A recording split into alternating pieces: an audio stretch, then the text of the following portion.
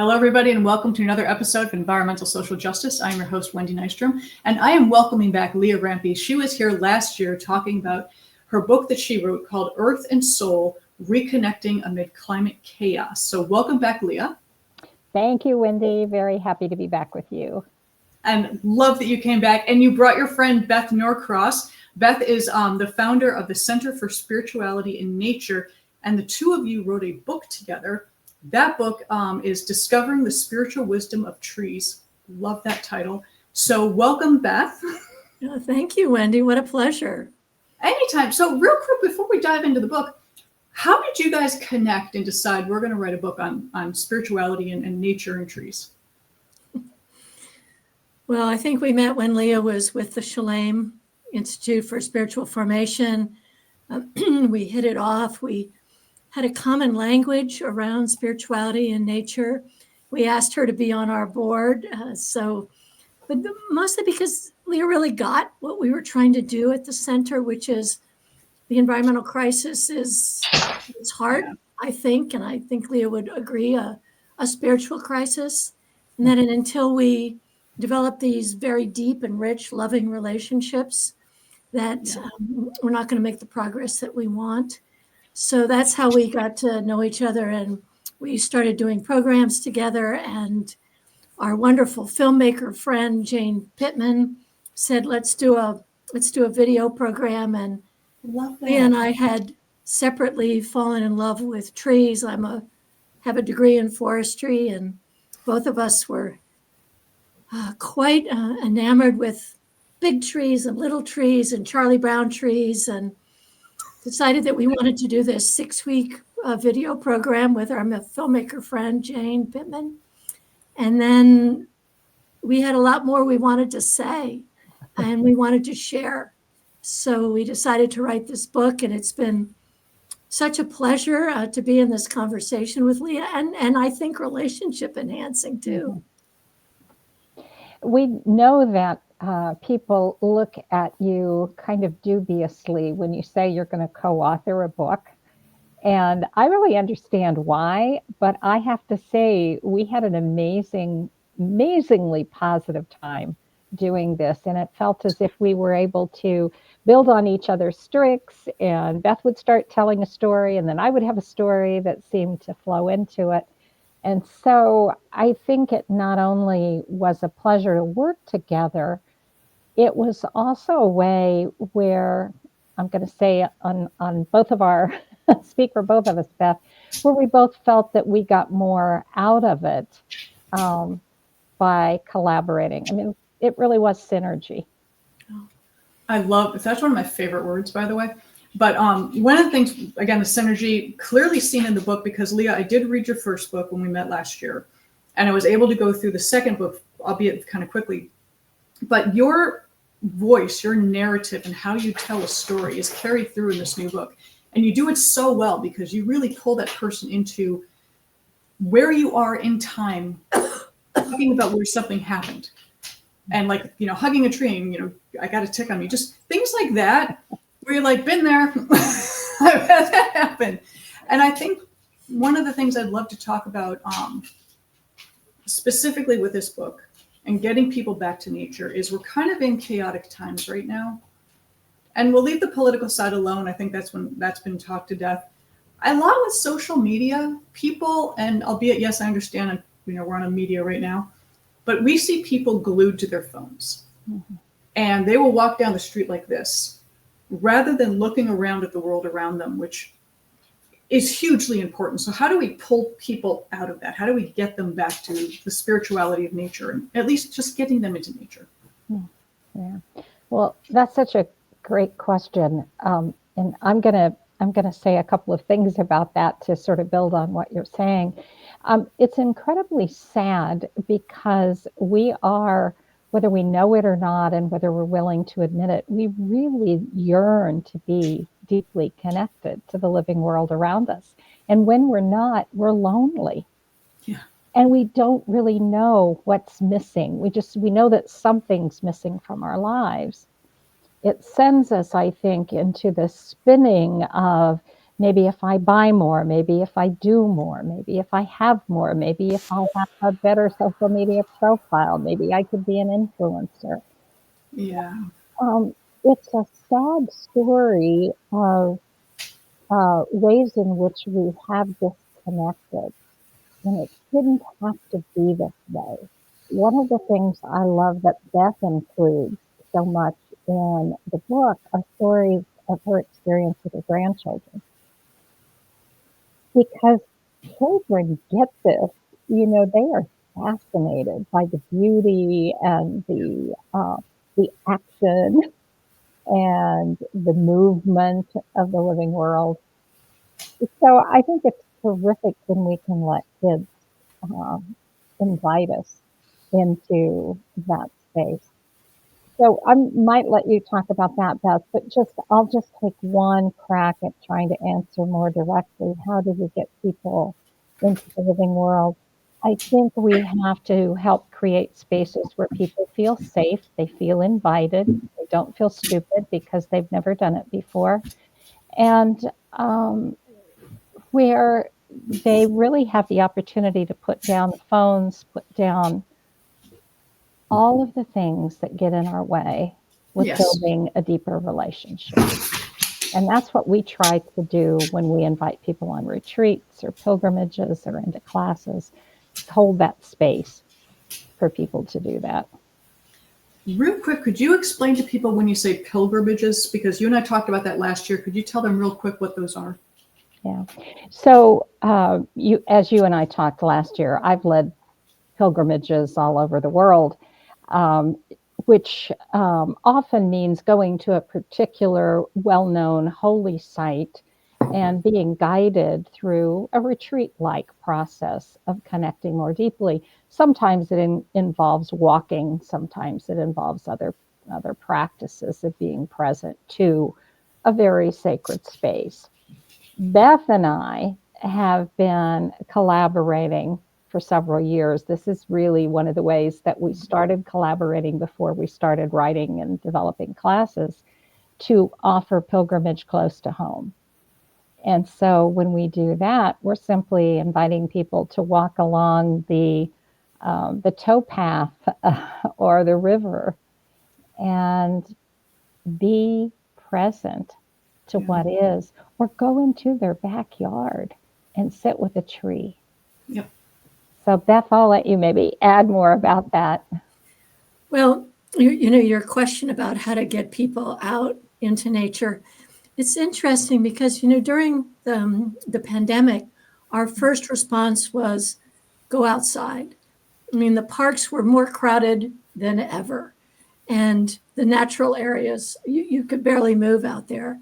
And so I think what Leah and I are inviting people to do is to be outside differently. And how are people being outside? And, being raised in the church and having theological training, the churches have been outside for a long time too, but it becomes a backdrop, a pretty backdrop, rather than something with which we engage soulfully and spiritually and deeply and richly. So what we're trying to do, part of what we're trying to do in the book is to, through these spiritual practices and through the narrative and the stories, is to invite people to come into nature differently. I think they're out there. And so how do we invite a much more intimate relationship with the natural world? Go ahead. Sorry. No, Wendy, I was just going to comment on you talking about the cell phones and thinking about how often we see families, people who seem to be enjoying nature so they can take pictures. Yeah. Oh. Yeah. So that they can post that on Facebook. So I'm just putting an exclamation mark around Beth saying that there's a different way to be there that invites deep connection. I am so glad you brought that up because I did my honeymoon in Thailand, and we went to Phuket, which is the beach area. And we were just, basically, we're the type we would sit and stand, we're like, wow. And we just stare. And we just saw this crowd of people off on the side by this rock lining up. We're like, well, what's going on with the rock? Because waves were crashing against it. Instagrammers were lining up so they could do their twirly photo shoot to post on Instagram. And we're like, you're in probably one of the most beautiful places I've ever seen in my life. And all you care about is your friend catching the perfect twirl in front of this. And there was probably about 7 or 8 women lined up doing this. And it's like, you're totally missing out on the reason that you're here. I mean, for me, it was, I was just staring at water, hoping to see a turtle pop up or dolphin, something, anything. And, kind of keeping a key eye for that. But also, immersing yourself in it and feeling, the calm that comes with that. And there's no calm in queuing up for an Instagram photo shoot. You're a little anxiety ridden over there. The calm of just sitting in a forest, sitting in the woods, sitting by the ocean. And we've been drawn to that historically. I mean, if you think about it, the tree of life, that's throughout all religions, all cultures. And even I just recently remembered, because I lived in Boston for 10 years, our founding fathers met under a giant tree to talk about the revolution and how to form a new form of government. And that was their meeting place, was obviously, let's meet under a giant tree. There's a reason we're drawn to this. I mean, you guys are, you do touch on the science and the spirituality together, because they do come together. That's a good point. Could you please talk about how those are intermingled in science and spirituality? I'll give you that one, Beth. Well, I think, we are both science-based in our approach. We certainly see the dangers in dismissing science. Goodness knows, we've all seen that over the last few weeks, if not the last several years. So we want to start with the science. It feels to us that, and we say this in the book, that the science only takes you so far. Okay. I came out of the environmental community. I was with American Rivers, which is, this wonderful organization dedicated to conserving rivers. And when you look at the change literature, it's not facts and figures that are motivating people. It's emotion, it's response, it's relationship, and so forth. So the science is a beginning part. And I think we're both kind of really in love with the science of trees. I mean, it's kind of cool how they operate and so forth. But, but then it gives way to mystery. So take transpiration, for example. Thousands and thousands of gallons of water are being pulled up somehow. Well, we can talk about lots of different scientific explanations, but we don't really know. What's that about, that pull of water up through the ground and through these huge trunks and up until to the leaves? What's that about? And it encourages you to ponder and reflect on mystery and what else might be going on. So for us, science is a starting place, but it doesn't give you the whole story. Yes. Yeah. I am so glad you brought that up. You go ahead, Wendy. I'm sorry. I was just going to say, if you ever saw the cartoon Bloom County, I really loved it as a kid. And there was this one character, Oliver Wendell Jones, scientist, pure scientist. And he yelled out, he was looking at the stars and he yelled out, "The universe is just too darn complicated to be a giant accident." And I'm like, that sums it up perfectly. Yeah. It's pretty cool out there. And it doesn't explain awe and wonder and, our grandchildren's excitement around a ladybug. Children's aspects should never be discounted. They will see things that we will never see. I do like the fact that you do hone in on that. And, a friend of mine actually said, you want to get a new perspective, talk to a kid. That's right. That's right. What I think that too is one of the reasons that Beth and I think are so, we so enjoy bringing a lot of the science into this is because you can be open to amazing, awe-inspiring, incredible actions of this living world when you look at the science. And, we've read so many wonderful scientists who just open the door to like that, wow, just what Beth was talking about, understanding to the best we can how trees, in fact, are bringing up all of this water. And more, we're uncovering such incredible collaboration and participation that trees have in really all of the systems of Earth. So there's beauty in that. And then there's also, and the beyond that, right? That doesn't explain why we want to go to a tree when we're feeling sad. Yeah. It doesn't really explain why when I sit at the base of a tree, I can feel that there's healing going on. I can feel a calm that I didn't feel when I walked out my door. So it's the both and that I think makes the conversation so rich.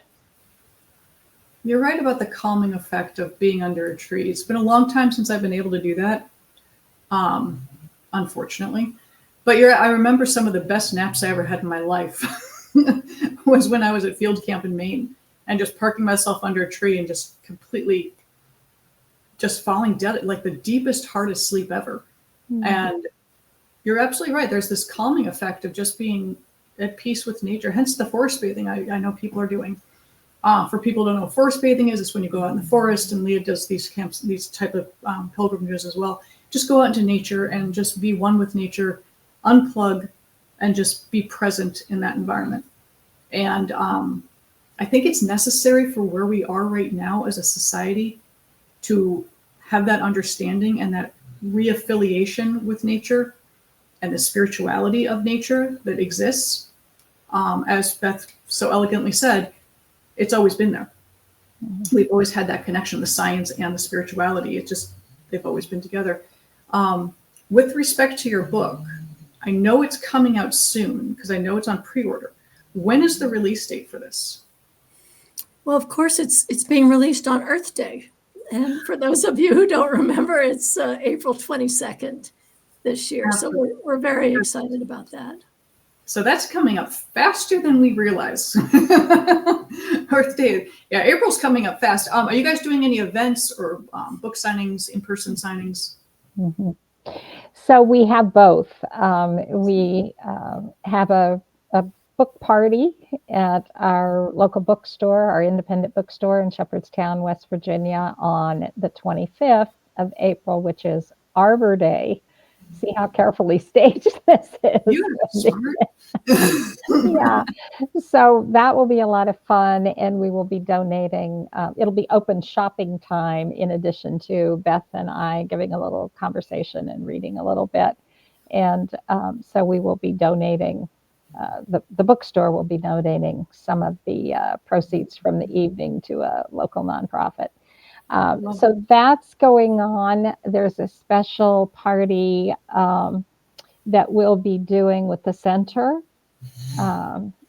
So we don't have the date pinned down on that. That might actually be on Earth Day, but we will let people know on our websites and Facebook and so on. But we're really thrilled that we'll be doing an online one, which will allow lots of people to participate from all over. So, and then there are a few other ones, few other bookstore signings that we're doing at the beginning. And Beth and I are both doing a number of retreats in a variety of places. So and they can find that on your website that you have? Absolutely. And Beth and I have been very clever about the names of our websites. Mine is leahrampy.com and Beth's is bethnorcross.com. I love simplicity. I really do. We are nothing if not imaginative. Hey, simplicity is best. One of the few acronyms I will use is KISS, which is keep it simple, stupid. Mm-hmm. Words to live by. Yeah. So I do love the fact that you are, I remember last year when you were promoting your book, you did like a Zoom reading as well. So mm-hmm. things can be online. So you are reaching out to as many people as possible. But the enormity of the importance, especially now, of having something calming and feeling connected again. And, I think it was Beth who said, we've become a little isolated. Yeah. when we've kind of hidden behind social media and gotten, we feel that loneliness. That is so very true. And unfortunately, I've recently learned that there are AI platforms where you can now have your phone talk to you like they're a human. Please don't do that. Go outside, talk to a person.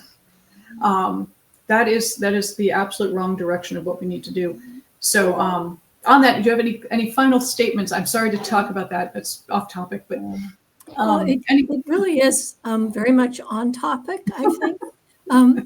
Wendy, I wanted to mention that not only can we be calmed in nature and certainly under trees and so forth, but I was privileged to be up with BTS Center in Maine last summer, and we took a bunch of faith and climate activists outside, and we led a number of spiritual discussions and reflections and practices.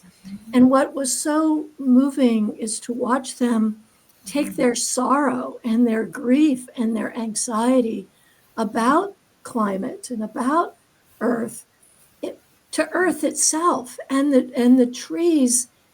They went out and found trees that were damaged by a variety of sources, be they natural or human-made, and they grieved with the trees. And that's a very powerful thing that practice, and we suggest this in the book, going out and finding a tree teacher and someone who can help you hold this enormous grief and anxiety that we're all feeling toward the Earth right now. So I wanted to make sure that we mention that before we closed here. No, and it's very important that people have that ability to grieve, because a lot of times we're always told to put on that happy face and the mask, and it's okay to be sad. It really is. It's okay to have, to not feel great all the time. That is natural. And to allow yourself to do that, I think, is more healing than people realize. So thank you for bringing that up, because I think that's extremely important for people right now. Yeah. Leah, did you have some thoughts? Yeah, I was just going to say, we didn't write this book for these specific times. Of course, we weren't anticipating them. And yet, as we've looked at what we've written, it's like maybe this is why we were called or invited to write this book now, because it does seem a real invitation to connect in ways, heart, soul, body, mind, with the living world in ways that will help sustain us, and in ways we can collaborate to sustain the world around us. So it feels humbling and very much an honor to have we hope the opportunity to be in many conversations like this, and we love that you're inviting us into this, Wendy. Thank you so much. Oh, thank you. No, I love talking. Leah, I love talking to you. You're the second time here. And Beth, anytime you want to come back and talk more, open invitation as well, because I love melding science and spirituality, because a lot of people think they're mutually exclusive. They are not. They're actually very much intertwined in many ways. And, I am not very good at expressing that, but obviously you both are. So I think having you in this world is extremely important. And as you said, you wrote this book not thinking about the times we're currently in, but here we are. So everything happens for a reason, hence spirituality and science coming right there. Everything happens for a reason. So your timing was perfect. And I thank you both for doing this and getting this out there and helping people the way you are. Thank you, Wendy. Thank you, Wendy, for the opportunity to tell more people about it. We really do hope that it's helpful and hope-filled.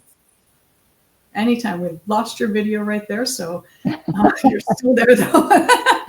just probably bandwidth issues. Don't worry, it's all good. It's all good. But on that, your timing's perfect, because you know what? I'll let you guys go. But just telling everybody out there, please go out and check out this book. It's called Discovering the Spiritual Wisdom of Trees by Leah Rampy and Beth Norcross. Look for them online. Their websites are very simple. Leah Rampy, Beth Beth Norcross. Please just check out the books, buy it online. There's pre-order going on right now. It's easy to find. So on that, both Leah, Beth, thank you so much for your time today. There you are, you're back. Woohoo! That's a miracle. You can be like, okay, I'm out. So guys, thank you so much for your time today. You do awesome work. Thank you, Thank you, Wendy. for the opportunity. Anytime. So I'm Wendy Nystrom, your host with Environmental Social Justice. We are now proudly sponsored by BioLargo. They just make life better. Please check them out as well. We'll catch you guys next time. Take care.